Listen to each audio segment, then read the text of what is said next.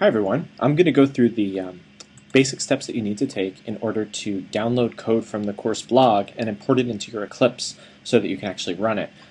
So I'm not sure how many of you have seen, but on the blog I've been placing new hyperlinks here.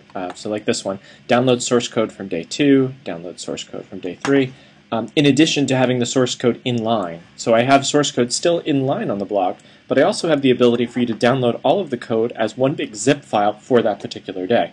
So if you were to click on any of these, a zip file would download onto your computer, like this one over here that I've already downloaded. And if you'd like to import that into Eclipse, here's what you can do. The first thing is the files are going to come down on your computer as a zip file. So what you're going to want to do is you're going to want to unzip that file or extract that file. On a Mac, it's pretty easy. Just double-click on the file, and a little folder will appear, and inside of that folder will be all of the source code.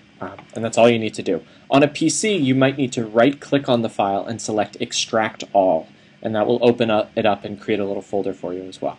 The next thing we have to do is we have to get this into Eclipse. If you were just to launch one of these files through Eclipse, you'd probably get some dependency issues.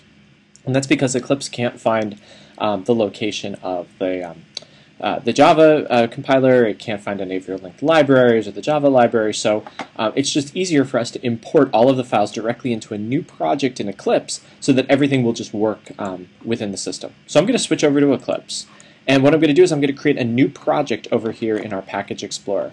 So to do that, I'm going to go to File, New, Java Project, and I'm going to call this Test Day 3 Import, and I'm going to hit Finish. Now I have test day 3 import, and if I open this up, you can see here that there's nothing in it.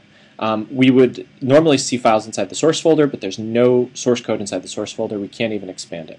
So what we want to do is we want to import files into the source folder. And we can do that by going to File, Import, and then we open up the General tab and select File System, and then hit Next. And then we browse and we find the folder that we extracted. So I'm going to browse. I'm going to go to my desktop where I have mine. Here's the folder. I'm going to double-click to enter into the folder, and then while I'm in the folder, I don't have to select any files. I just hit the Open button. Now what I do is it's going to show me this is the folder, and these are all the files that you want to import. You want to select All, and then you want to, if it isn't already set for you right here, you want to click the Browse button here and make sure that you are opening up and importing the files into the new project that you just created into the source folder.